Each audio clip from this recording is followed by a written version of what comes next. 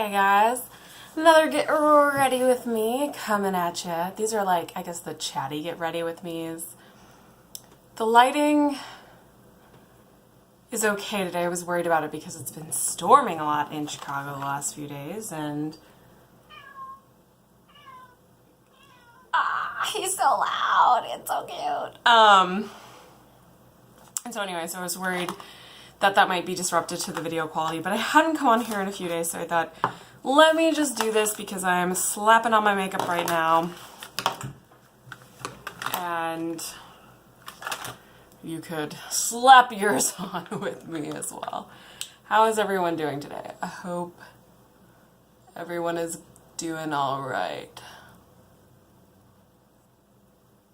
So I've already primed my face and I've already done my eyebrows. I'm just putting on my Becca eye brightener stuff,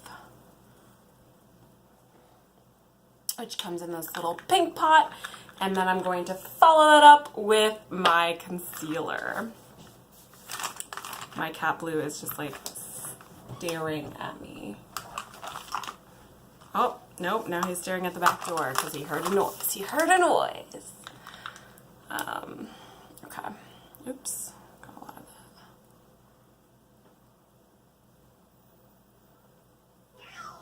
I feel like I can always tell what the weather is outside based on how hard the consistency of my concealer is. Like, right now I think it's kind of muggy, kind of humid because all my products are very hot.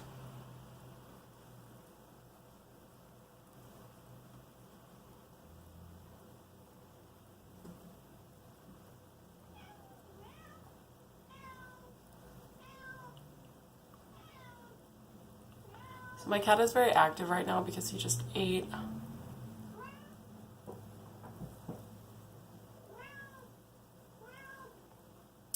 My friend was telling me that he really needs high up places to go, and I don't have a lot of those.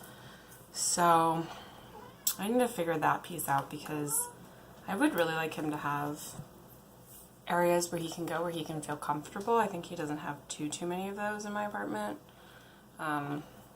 My apartment is a garden level, and so it's right at the street. So there are a lot of people that kind of like pass back and forth throughout the day, and you can hear them. They're pretty loud. And Blue has been just like scared like over and over again. It's happened many times now where he's just like very scared. And I think he is slowly getting used to it, but he definitely needs like places that he can retreat to where he won't feel as scared. Okay. Got a lot of foundation on my hand. I'm not sure if you saw how much I just put, but that's like almost a new record for me. Don't really know what I was thinking with that.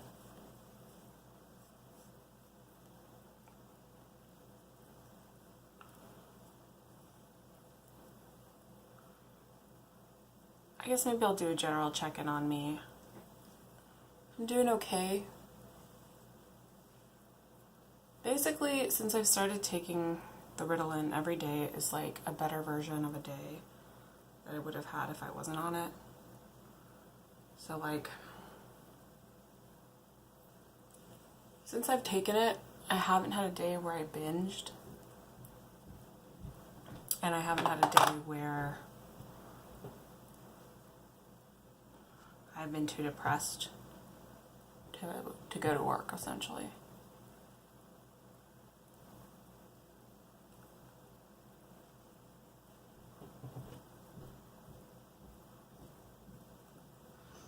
I'm just realizing that I didn't set up a mirror in front of me to look at, so I'm gonna just be like staring into my viewfinder and my little palettes. Hopefully that's not too annoying that I'm gonna be looking down a lot, but I'm gonna try it. I'm gonna see how it goes. So just buffing this in. So yeah, most days are just better in general. So it's kind of hard for me to gauge, I guess, as much when I'm having a bad day. Because I have a feeling that today would have been a very bad day if I weren't taking this medication. I woke up, I didn't want to work, I felt very sad. But the first thing I do now is take the medication, and after I take it, within like 20 minutes, I'm able to focus on what's in front of me, like my emails. And because I'm able to do that, then I can I don't know, it's like I can put the sadness aside, kind of. Like, it's still there, but it's like not taking over everything in my mind. And because of that, like, even though I feel like today's kind of been like a weird, maybe even like a bad day for me, I've gotten through it. Like, I've still been doing everything that I need to do. I'm not canceling on events. I'm not calling home sick. So, I don't know. Do you even classify that as a bad day? Like, that's okay, you know? That's fine. Like, I'm living my life. That's the day that I'm having, you know? I don't know. If you don't deal with mental health stuff like that, like where it would lead to a cancellation of events and stuff, then maybe you don't exactly know what I'm talking about. But like, kind of for me, because I'm somebody who tends to have bad days where it's hard for me to describe it. Like, I've explained it to my therapist a bunch of times where I'm like, no, everything is just too much. Like, I have to just sleep. Like, there were, in the past, like, there were just a lot of times I would just have to sleep. And so I would take Benadryl or something like that and just like put myself to sleep, essentially, because I couldn't do the day. And if I didn't do that, then I would have a binging episode, which is essentially kind of the same effect as taking Benadryl, because it's like you're making yourself so full that you're like incapacitated. So all you can do is like sit there and watch TV and feel full. So it's like almost like Benadryl puts you in like a zombie-like state, and I feel like binging also does that. It should be embarrassing to talk about this stuff. Like, it sounds so gluttonous and gross, and I should be embarrassed, but this is like the reality. This is me. That life is a lot for me sometimes, and I'm like used to being that person. I'm used to being a person who can't cope past a certain extent and has to escape. And those were my escape mechanisms. I'm used to being a person who cannot be as reliable as I would like to be. And when it comes to work, when it comes to like my worst days, if there was some kind of work commitment where like I absolutely have to be there, like if I'm presenting or something, then I would manage to, convince myself to do that, just that, basically. So basically I had gotten to a point where like I wasn't the worst human being on earth. Like, I was able to follow through my important commitments, especially related to work, but I wasn't, but definitely like not with friends. Like, if I was having like a bad day, you know, I would be like, okay, well, I definitely have to cancel stuff with friends, but like, I'm going to try to push through and do work because I need money to survive, basically. So I don't know. I guess that's like pretty high functioning, that I was like essentially making it. Like, it wasn't ruining my whole life and keeping me from having a job or something, but it was really hard. And there was always like this internal struggle. It was like very, very hard. And that struggle still exists.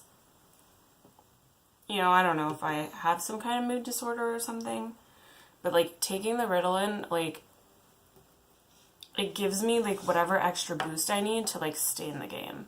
Like, even if I'm unhappy or whatnot.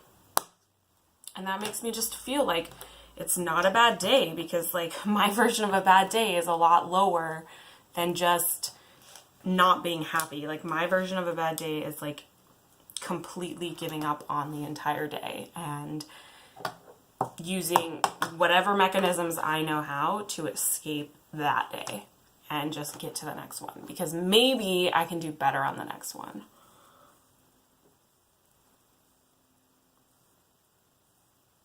Setting my under eye with some powder. As we're getting to spring, I'm trying to set at least my under eyes, because they're giving me a little bit of problems right now.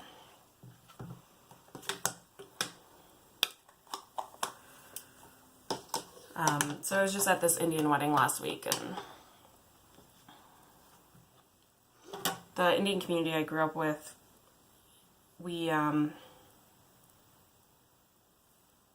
kept a lot of things secret, kind of, you know, and I participated in it. It's like everyone wanted to just pretend that we were okay, but what in reality, like, many of us were struggling, and those details, you know, always came out, because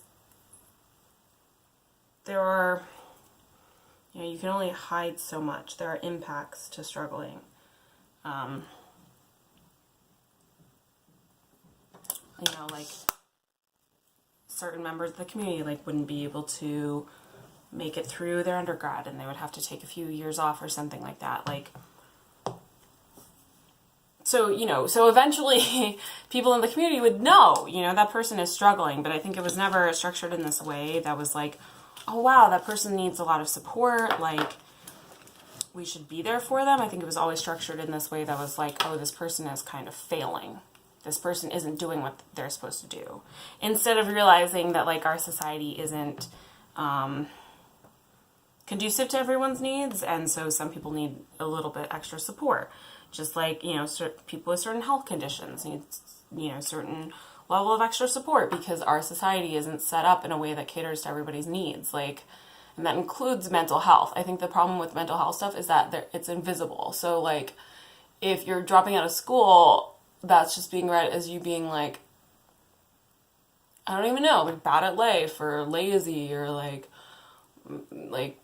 fooling around, like not paying attention, like just focusing on the wrong things, you know, instead of it being like, no, this is kind of evidencing that things are really hard for this person, maybe mentally, and like, why don't we as a community try to work out ways to support that person? The Indian community that I grew up with is like super supportive, and like, in other ways, I think the mental health stuff is just a stigmatized conversation. It's a difficult conversation. And that's obviously not just in the Asian American communities.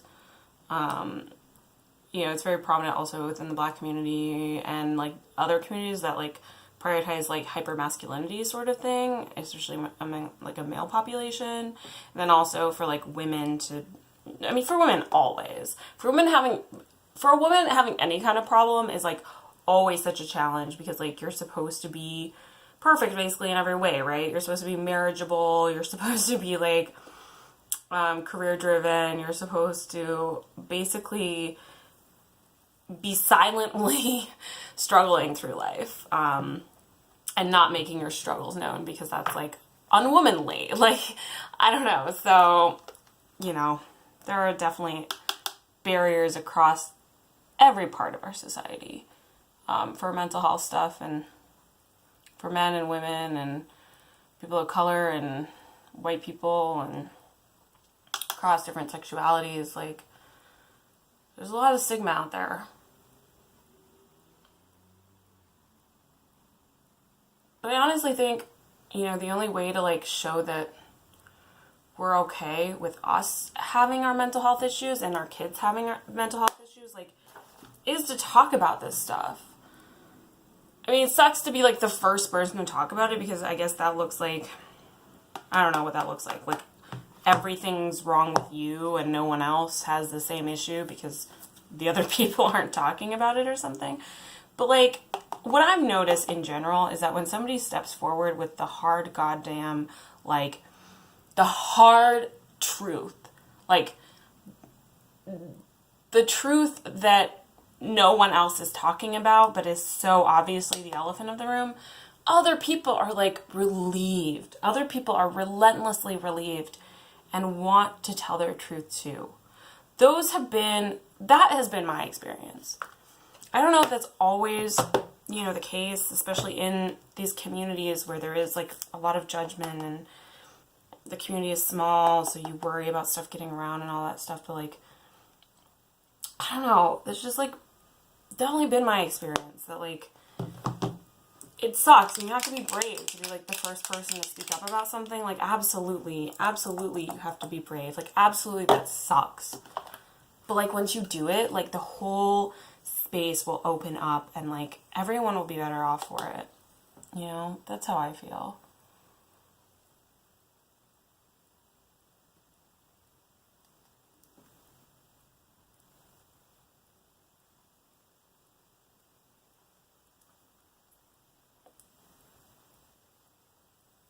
Yeah, this Fix Plus makes shiny eyeshadow very, very blingy. I got some blingy, not very well blended eyeshadow going on now. Oh, whoopsie. Alright. Gonna do my wing. Let's see if I can do it in one try.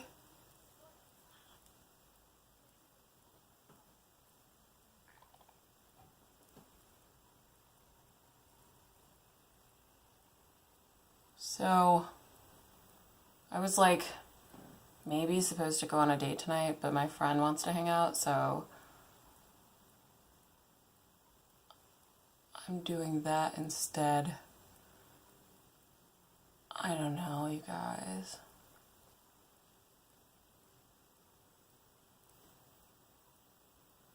It's honestly, it's not like I'm like afraid to date again. It's that I have a really good community. So like I know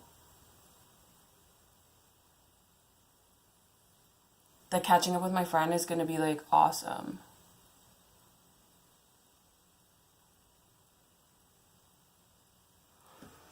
So I'm just like, I want to do that, Like I don't want to go on a date that could end up being horrible and like a big waste of my time.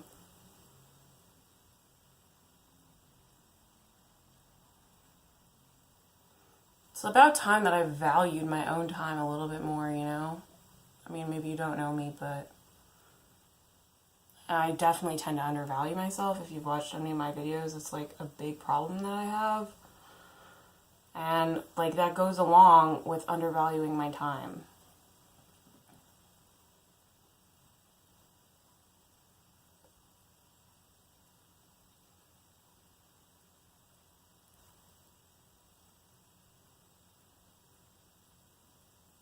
Oh, this one got bigger than the other one. Let's see. So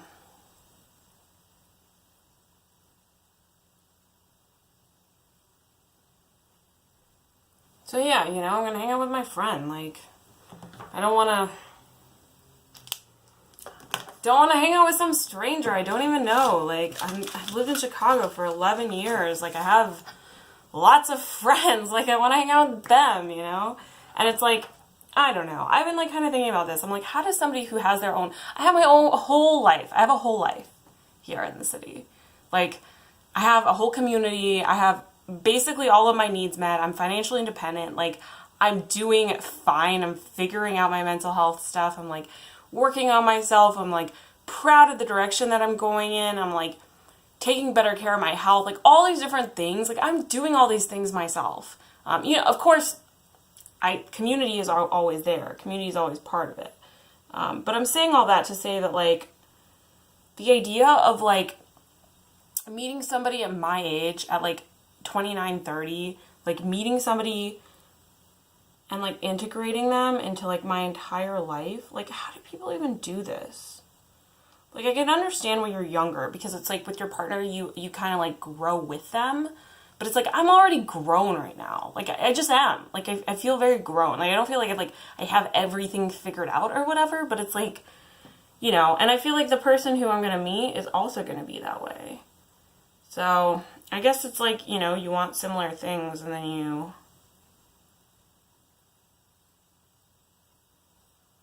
figure out a way to, like, I guess, compromise on, you know, the concessions that you're going to make, because obviously both of you are going to have to make concessions. Like, both of you have these full lives. And you're not going to just, you know, like, if I was going to invite somebody else into my life that I'm planning on dating, I can't just, like, only hang out with my friends because I'd rather hang out with my friends. Like, obviously, like, I have to hang out with them and maybe even, like, have them meet my friends and all that stuff. And historically, those are things that I've always been really excited about, but I think I've hit a point in my life where it's not about another person anymore. It's like, honestly, this is about me and, like, wanting to develop my own interests and my own trajectory and my own career. And I don't know, like, how do you just plop somebody into that? I mean, I guess they're probably dealing with the same thing, right? So it's like a conversation you both can have, and if you're open and, like, meant for each other, I guess you would figure it out somehow. Oh, I'm, like, getting so jaded when it comes to this stuff.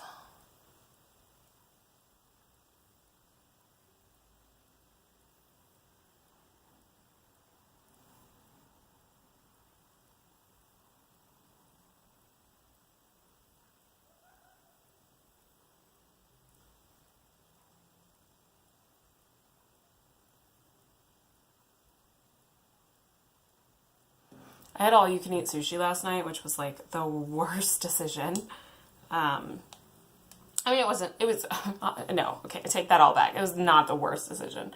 But it was definitely, like, an unnecessary one, because I hadn't been craving a binge or anything like that, and doing all-you-can-eat sushi is essentially binging, basically. I mean, it's not, because the escapism mentality isn't there. You're, like, doing it in front of other people and all that stuff.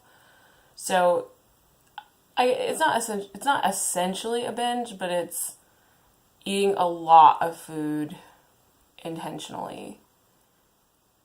And I woke up this morning and I was, like, very hungry when I woke up, and I was like, oh man, I feel like I spent the last, like, 2 or 3 weeks, like, shrinking my stomach, and now it's, like, instantly expanded again. I mean, I don't know the, like, science behind this stuff. Like, I don't know how it actually works, but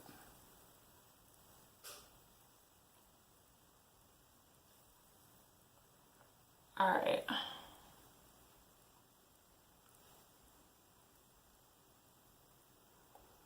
So these are the eyes done and the face done. I'm gonna go grab a lippy for my purse. I never have the lippy. I always just grab it from my purse. So I'm gonna go grab my lippy and I'll be right back. And I am back. I put my hair down so that you can get, like, the effect of whatever the look is. All of my looks are exactly the same. Hopefully they're all super cute. You guys, man, I have to go to the dentist. My teeth used to be so straight. They are just not anymore. And every single video I'm, like, always looking at how uneven my bottom teeth are and how this tooth is pushing forward my front tooth. Like, I never had braces or anything, but, like, my parents growing up were always like, oh, your teeth are so, like, straight, like, you're so lucky. And I remember thinking, oh yes, I'm so naturally lucky. And now, when did they start shifting? I started noticing it, I think, around 24, 25. Now I'm 29, and it's, like, more noticeable.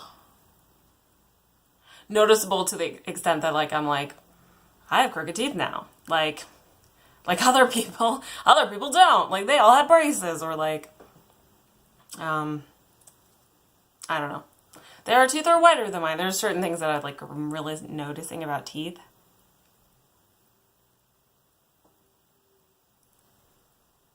Yeah. So if you have thoughts on how to make your teeth less janky, you know, go ahead and let me know. I'm wearing this lippy that I got super cheap. I got it on sale. It was on Target. I think it's Revlon. I'm gonna look at it in a second. I'll tell you guys 1 second.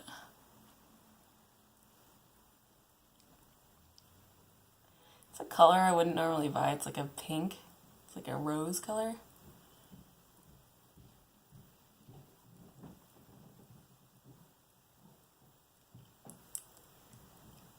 And it's one of those metallic. I think it's supposed to be a liquid lipstick. Alright, let's see. Revlon Ultra HD Matte Lip Color. Metallic. Does it have a color on here? 705 HD Shine Lucente. That might be the color. I don't know. But this is it. I haven't seen reviews on these or anything. Again, it was on clearance, so I got it. So this is the finished look. I'm going to come up onto the screen so that you can see my look. You can see the lippy is like a little bit shiny. And it doesn't dry completely matte, unlike the promise that it's making on the bottle, but it's still like semi-matte. It's fine. It's like nothing to write home about. And my eyes. Okay, y'all. I hope you have a good rest of your days. Don't do anything I wouldn't do. Later, y'all.